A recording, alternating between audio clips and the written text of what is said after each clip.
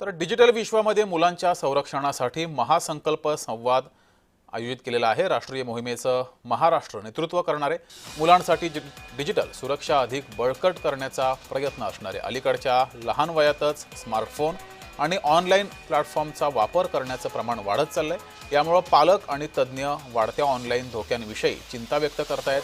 भारतामध्ये 40%हून अधिक मुलं वयाच्या 8व्या वर्षापर्यंत डिजिटल प्लॅटफॉर्मशी जोडली जात असल्याचा अहवाल समोर आलाय।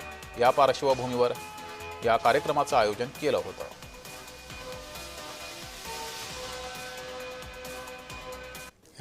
सारे ही जितने भी ऑनलाइन सोशल मीडिया प्लेटफॉर्म्स हैं सभी को बच्चे यूज़ करते हैं।